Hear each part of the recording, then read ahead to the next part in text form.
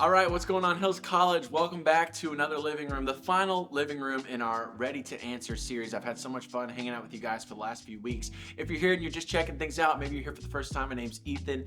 So excited that you're here. I hope you have felt loved and welcomed here at the living rooms. And we would love to invite you to join us at Cascade Hills Church, where you are loved and welcomed as well. And today, what we're going to be looking at is the resurrection of Jesus Christ. Is there proof to it? Is there evidence to it? 2 weeks ago, we looked at the Bible. Can we trust what the Bible says is true? And in fact, we looked at all the evidence, and the Bible is the most truthful, well-backed, well-supported document in all of ancient history. And then last week, we looked at atheism, when we found out that we can't trust atheism. And not only that, but that because atheism is false, by default, God exists. We found out that because there was a beginning of the universe, there must have been a beginner. If there was a Big Bang, someone had to pull the trigger. And this week, we're looking at who did it? Who is God? If God exists, then who is God? Someone would have to be able to prove that they are God. Well, that's exactly what God has done in his son, Jesus Christ. But before we get into that, maybe you're sitting here today and I just want to ask you a question. Have you ever gotten into maybe a good crime documentary? Do you like watching documentaries at all? I don't know about you, but I do. Maybe you watch CSI or NCIS or something like that. It can be really interesting when someone has this documentary where they're uncovering a murder and they're looking at all the evidence or the clues and they have suspects. And sometimes people create wild conspiracy theories as to how that person died. I mean, let's take President JFK, for example. My wife and I love digging into those conspiracy theories because I don't know about you, if you haven't looked into it, you definitely want to look into it because there's different theories about how many people killed him, how he was killed. Some people say he was shot from the front, some say the back, 2 shooters, 1 shooter, but no one really knows the truth. And that's because all the evidence, when you account for all the evidence, the theories and the explanations that are given by our government and by different books all don't add up. And that's why year after year, decade after decade, councils are organized to get into the evidence and figure out how did this thing happen. It's because no one can account for all the evidence. And the historical narrative has not always been one that reflects all the evidence. And so there's an even greater crime documentary that we're looking at today. And of course, it's the crucifixion of Jesus Christ. And the reason there's so many conspiracy theories out there, the reason there's so many skeptics and atheists out there that have objections and things against the resurrection is because, well, they don't want to believe that there was a resurrection. They don't want to atone for the fact that all the evidence points to the fact that Jesus did come back from the grave. And so today what we're going to look at are all these conspiracy theories. We're going to look at the evidence. We're going to try and reconcile them all. Because here's what is really important. Without the resurrection, this entire book is worthless. In fact, Paul tells us this in 1 Corinthians 15:17. He says, if Christ has not been raised, your faith is useless and you're still guilty of your sins.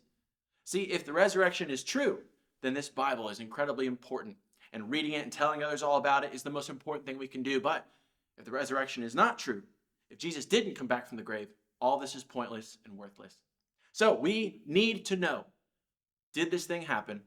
Can we defend it? Do I know why I believe what I believe about Jesus coming back from the grave? So let's get into it. The first objection you'll often hear is that people will say that Jesus didn't die. And yes, as odd as that is sounding, people out there actually believe Jesus didn't die. There are people out there in this world that think Elvis also didn't die. In fact, 6% of the population wildly believes that. So it's not too far of a stretch for us to come to grips with the fact that there are people out there that think Jesus didn't die. And often this theory will surface its head in what's commonly referred to as the swoon theory. Now, the swoon theory says this, if you're following along in your notes, it suggests that Jesus only fainted from exhaustion on the cross, merely appearing to die, and was later revived by the cool, damp air of the tomb. Now, what we need to understand is that historians all across the spectrum unanimously agree that Jesus was beaten and went to the cross. They all agree on that, whether they're Christian, liberal, secular, whatever. But did the cross kill Jesus? Did Jesus die on that cross? That's what we need to figure out. That's what we're talking about right now. So first, in order to get there, we got to figure out what type of state Jesus was in before the cross. I mean, was he in perfect health? Was he just simply nailed to the cross as a regular, perfectly healthy 33-year-old man? No. See, phase 1 before the cross, we need to look at. And what we do is we open up the Bible and we look in the Garden of Gethsemane. That was right before Jesus was arrested. And what we'll find is he was actually sweating drops of blood. Now, as wild as that may sound, this is actually a known medical condition called hematidrosis. If you're following along in your notes, this is a severe psychological stress which causes one to sweat blood. See, what happens is Jesus is in the garden and he's praying and he knows what's about to happen. And he's overwhelmed with such anxiety that it has caused the release of chemicals that break down the capillaries and the sweat glands all throughout your body, and it releases sweat tinged with blood. Now, there's a side effect to this condition which causes your skin to be extremely fragile, to the point where if he were to get whipped, like he's about to, the skin would almost just easily peel off as if you're peeling an orange. That's important to note for later on. So we know Jesus is sweating blood. We know that this wasn't something made up for the story. This is a known medical condition. Well, the next day at his mistrial, not only is he beaten and a crown of thorns is pressed into his skull, but he begins to be Romanly flogged. And if you've studied Romans at all, you know that they were pretty good at torturing people. In fact, they were professional killers. They were trained. They were trained to torture people within an inch of death, and this is exactly what happened with Roman flogging. You see, they would receive 39 lashes, and that's because this is how much they figured out would keep someone within an inch of death. And they would get those lashes from their shoulders all the way down their back, even to the back of their legs. Not just any old whip, however. You see, this whip was woven with metal balls and sharp bones, in addition to pieces of clay or pottery, maybe even glass sometimes.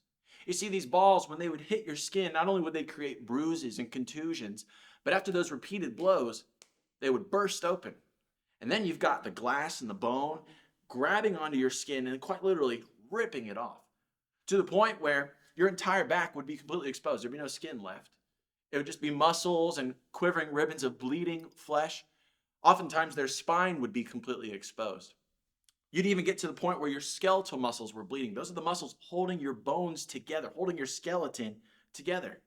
In fact, this was so excruciating that many would die from this flogging alone. So we need to understand that Jesus was bleeding so much, he went into a new state called hypovolemic shock after his flogging. Now, if you've never heard of this, this is a medical condition where you've lost such vast amounts of blood that your body goes into this state of shock where your heart races to pump blood that isn't there, resulting in an extreme drop of blood pressure. It causes fainting or collapse. Your kidney has now failed, and you have experienced severe dehydration. And when the body reaches this near-death state, it will attempt to protect the heart the best it can. And so what it does is it starts to draw fluid around it in what's called the pericardial effusion. Now, this is all important to know for later on. But what's cool is that we actually see the evidence in the Gospels that Jesus is in this state. You see, he's dragging the cross up the road to the hill called Calvary, and he's stumbling, he's fainting, he's collapsing. He doesn't have the strength to carry this cross. And so the guards order someone else to carry it. When he's on the cross, he's asking for something to drink. He says, "I thirst." So we know Jesus is in this state. He's in this state of hypovolemic shock. So there's no question he's already in very serious to critical condition before the nails are ever pierced through his hands. So now let's talk about crucifixion. This is phase 2. And if you've never studied this, this is simply a Roman torture device where a victim was nailed to a cross until death. You see, you didn't come off that cross unless you were dead. It was such an agonizing and horrendous form of pain and torture to experience, Roman citizens weren't allowed to be crucified. And what's more, they had to invent a new word to describe the pain that you would experience on the cross. Think about that for just a second. The pain is so bad. You have to invent a new word? Have you ever heard the word excruciating? That's where we find this word. It literally means out of the cross. The pain was so bad. Well, why is the pain so bad? Well, let's start with the nails. I want you to picture nails that are about 5 to 7 inches in length, and they were tapered to a point. What they would do is they'd put you up against a cross, your hands nailed to either side. Now, the nail's going through your wrist, and it's completely crushing what's called your median nerve. Now, if you've ever bumped your elbow on something and you kind of hit your funny bone and your whole arm kind of goes into this painful numbing state, that's your median nerve. Now, if we experience such discomfort as just bumping it on something, I want you to imagine the excruciating pain of having a nail driven through that nerve. And not just one arm, but in both arms and in both legs, that nerve is completely crushed. Not only is it crushed, but you are hanging, being pulled down by gravity from those crushed nerves at the nail points. Keep in mind, you've just been whipped. Your spine is exposed, and now you're hanging against a coarse wooden cross. Now, what's happening when you're hanging on this cross is your arms are actually outstretched 6 inches, and your shoulders are completely dislocated. This puts your chest, your diaphragm, and all of your muscles into the forced position of inhaling. So the natural state of you hanging on the cross is what we have experienced when we inhale. So that's the state that you are hanging in. And the only way to exhale is for you to pull up on the nails that you were pierced with in order to get relief enough to exhale. This is what we call asphyxiation. And this forces your body to slow your breathing rate down. So much so, while your heart rate is going up due to your dramatic loss of blood, now your body's starting to go into what's called respiratory acidosis. You see, carbon dioxide is now dissolved into your bloodstream, and it increases your blood acidity so much so that now your heart has an irregular heartbeat, which can only be seconds before death by cardiac arrest. And this is exactly what Jesus experienced. You see, you can only lift up and exhale and come back down so many times after such horrible, horrendous torture until exhaustion takes over and you give out. Frankly, your heart gives out. And that's when we arrived at the third stage here, which of course is death. And if you weren't like Jesus, and if you hadn't experienced such horrible blood loss beforehand, before you were nailed to the cross, and then you exhausted and you died through cardiac arrest, maybe you're like the other two criminals that were crucified alongside Jesus. See, they last a little bit longer, and I think it's because they probably weren't flogged in the way that Jesus was. But if you lasted longer, like these two gentlemen, and maybe the Roman guards were sitting there and they had somewhere to be, or maybe you're like the Pharisees, and tomorrow's the Sabbath, the holy day, Saturday. This happened on Friday. And you got somewhere to be, and you don't want this to be happening during the holy day, you would tell the Roman guards to speed things up a little bit. And the way they would do that is they would break your legs. And that's because now you have nothing by which to stand up on to exhale. And this leads to suffocation. You would die a whole lot faster. Now, there was no need to do this if you were already dead. And this is what happened with Jesus. They could clearly see that he was dead, but they wanted to make sure. So what they would do then is they would take a spear and they would stab it through your chest, impaling your heart. And of course, when they pulled it out, we would see water and blood. Now, the water came from the pericardial effusion from when your body went to hypovolemic shock earlier. Remember, all that water gathered to try and protect your heart. And so now when that spear comes out, we're going to see water and blood. And interestingly enough, this is what the gospel records as fact. They didn't know the medical condition of why this was happening, but they recorded it as fact. So all this to say, Jesus was as dead can be. You see, the conspiracy theory that Jesus didn't die just simply doesn't hold up. I mean, let's just for the sake of argument, let's grant this for just a second. Let's say that Jesus is taken off the cross and somehow he's still alive. Let's say they put him in the tomb and they seal it. And for 3 days, Jesus bleeds out in the tomb and somehow miraculously doesn't die. You mean to tell me that after not bleeding out, his spine exposed, been flogged, beaten and whipped to death, hypovolemic shock, kidney failure, severe dehydration, median nerves, dislocated shoulders, piercings through his hands and feet. You mean to tell me he somehow had the strength to move the stone aside? And then he had the strength to defeat Roman guards? And then he somehow had the strength to walk halfway through the town to get to his disciples? And then he somehow inspired these people to start a worldwide movement about how he had conquered death? In that state, it just simply wouldn't happen. Jesus died. And even if he had somehow done all of that, it would have taken weeks for him to be nursed back to health, and people wouldn't have any hope that they would one day have a resurrected body like his. You see, it just simply couldn't be that Jesus survived the crucifixion. He was dead.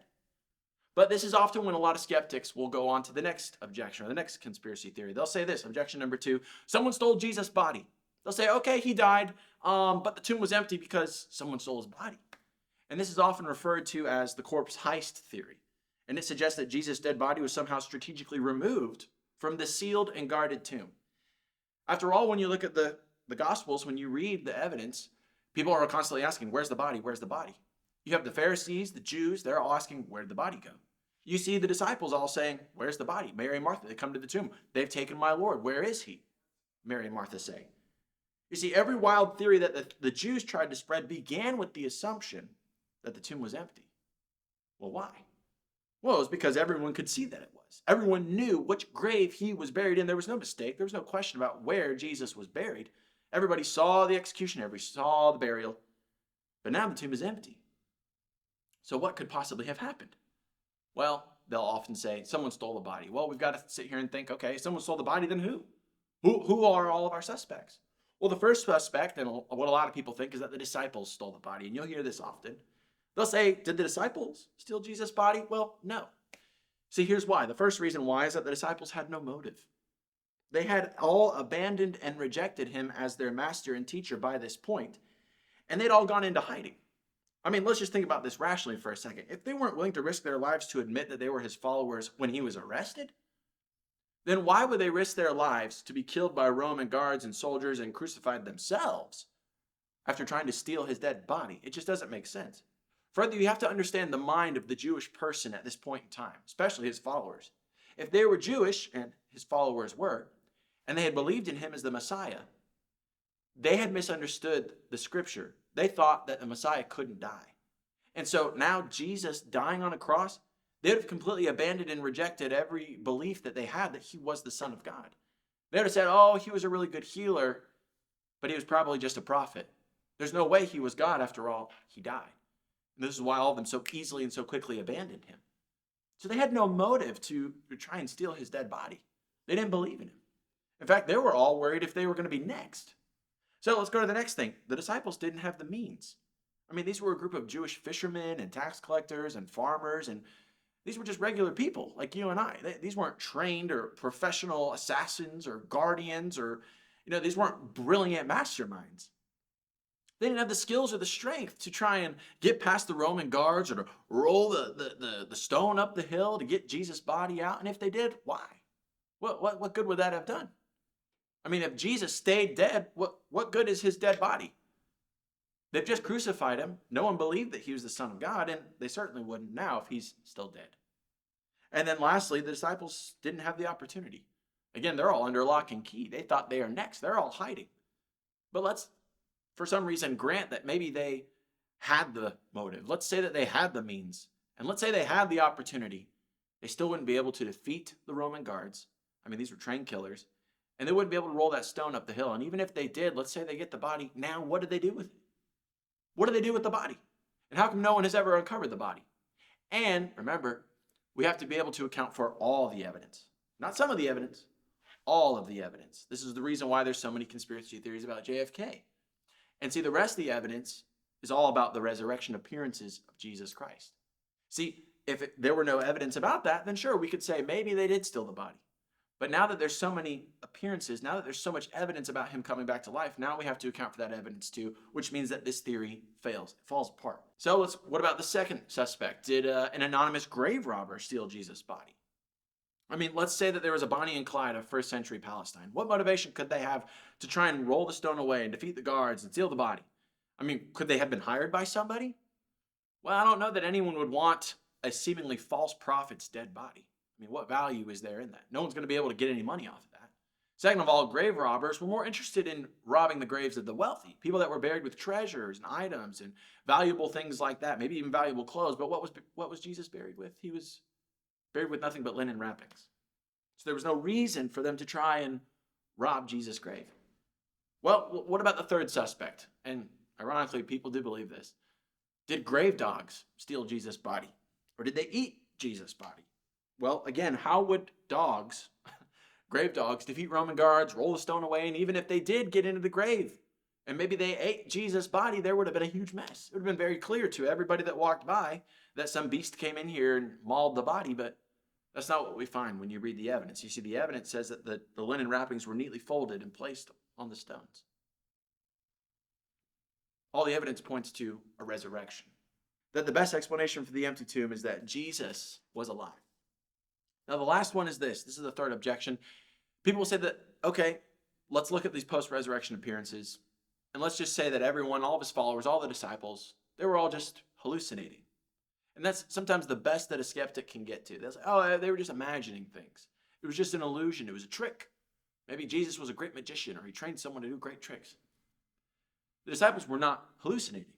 You see, the hallucination theory suggests that for the 40 days that Jesus is reported to have appeared to over 500 eyewitnesses across different locations and in different circumstances, that every eyewitness was merely experiencing a psychological hallucination. And honestly, this is my favorite one to talk about because it just doesn't make sense. It's just silly the more that you look into it.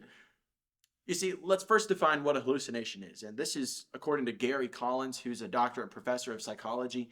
And he's been so for over 20 years, and he's also the president of a National Association of Psychology.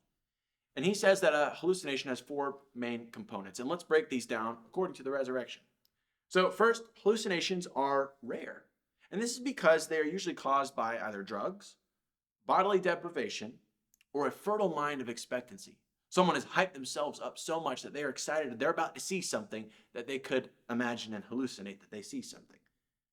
But none of these three factors applied to the disciples. Obviously, they're not on drugs. Obviously, they weren't in bodily deprivation, especially not for over 40 days. People and all the Jews would have very clearly been able to understand and see that they weren't in their right mind, but this is not what we see. Instead, we see that they're in very clear mind, all saying that they've seen the same thing. That over 500 people over the course of 40 days in all these different locations have seen Jesus resurrected. So it's not drugs, it's not bodily deprivation, but what about the fertile mind of expectancy? I mean, that seems tempting to believe in at first glance, right? Well, what we have to remember is that the disciples weren't expecting to see Jesus back from the dead. In fact, they'd all abandoned him. They'd all rejected him. Peter denied him 3 times. Judas betrayed him. Everyone else scattered like the wind. So that's hardly a mind of expectancy. And even when, you can read the evidence for yourself. Even when Jesus appeared to the disciples, they still didn't believe it was him. Thomas, remember doubting Thomas? He's the one that said, I'm not going to believe it's truly him unless I can touch the scars in his nail-pierced hands or the wound in his side from when he was stabbed through the spear. And of course, Jesus shows up and he says, go ahead, Thomas. Touch and see. It's real. I'm here. You're not imagining things. It's not a hallucination. This is real. I'm back from the grave. So we can understand that this wasn't some fertile mind of expectancy.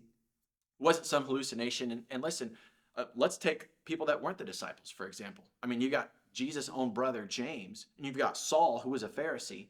They did not believe that Jesus was the Messiah. Yet it wasn't until they encountered the resurrected Jesus that they had a complete turnaround of their lives and recognized Jesus Christ as Lord and began to follow him. They didn't have any fertile mind of expectancy, yet they see him, their lives are completely changed. So let's go on to the next one. Hallucinations are individual occurrences. Now, how does this apply to the resurrection? Well, they're individual occurrences because only one person could see a given hallucination at a time. It's an experience when you have a hallucination that happens between your 2 ears. It happens in your brain. It's psychological. So other people can't see it.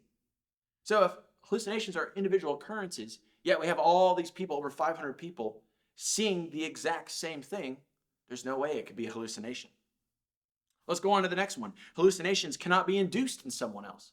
I can't trigger a hallucination in you. I can't hypnotize you into a hallucination. And further, how would that have happened to over 500 people for over the course of 40 days? It just simply wouldn't happen. And if it was induced in someone else, then how come all of these different, resurrection appearances came by a surprise, came by a shock? Jesus wasn't there and then boom, he is. They weren't being induced. They weren't being lured into hallucination. Jesus showed up out of nowhere. And then lastly, hallucinations are illusions. So by definition, they can't interact with physical reality. Yet all the evidence shows us Jesus interacting with physical reality. He's eating with people. He's walking beside them. They can see and hear him. They can touch him. And he is showing them his wounds. He's interacting with physical reality, which illusions can't do. Hallucinations can't do, certainly not with multiple people at the same time. So if they're rare, why are there so many reports of people seeing Jesus resurrected? If they're individual occurrences, why are there so many reports of groups seeing Jesus resurrected? If they can't be induced in someone else, how are there so many reports of people suddenly seeing Jesus without warning? And if hallucinations are illusions, why are there so many reports of people seeing Jesus interact with the physical world? Here's your answer. Jesus' resurrection wasn't a hallucination. Jesus was alive. Karl Broughton said this, even the more skeptical historians agree that for primitive Christianity, the resurrection of Jesus from the dead was a real event in history, the very foundation of faith, and not a mythical idea arising out of the creative imagination of believers. You see, even if, let's grant for just a split second that it was a hallucination, the Jews and the Romans would have been more than happy to produce the dead body of Jesus to cure them of their psychological fantasies. But Jesus' dead body wasn't around. It was his resurrected, alive, glorified body, and the tomb is empty. See, at the end of the day, guys, this is what it boils down to. You can dig up the bones of every religious world founder. You can dig up this guy's bones and this guy's bones and this guy's bones, but you can't dig up Jesus' bones. It's because he came back from the dead. And he appeared to over 500 eyewitnesses for over the course of 40 days, all these different circumstances, all these different encounters. And then he ascended to heaven where he waits to return. See, I don't know if you know this, or I don't know if you've heard, but Jesus is coming back. He tells us that in the book of Revelation. You can look that at the end. He tells us throughout the Gospels that he will come back. But when he comes back, it's going to be different than last time. Last time he came to a manger, this time he'll come as a monarch. Last time he came as a lamb, but this time he'll come as a lion. Last time he came in shame, but this time he'll come in splendor. Last time it was to a crucifixion, this time it's to a coronation. Last time they called him liar and lunatic, and this time every knee will bow, every tongue will confess that Jesus Christ is the Lord. You see, JFK, his death, it's not significant to you. It doesn't matter whether or not what conspiracy theory ends up becoming true. But Jesus, his death and his resurrection, it is significant to you. It is important for you because the cross involves you. Maybe you're not sure what that means. Maybe you're not sure why or how. I'm going to pass it over to the leader. You guys are going to have a great discussion. I just know it. And at the end, the leader's going to tell you about how the events of Easter and the resurrection of Jesus Christ is significant for you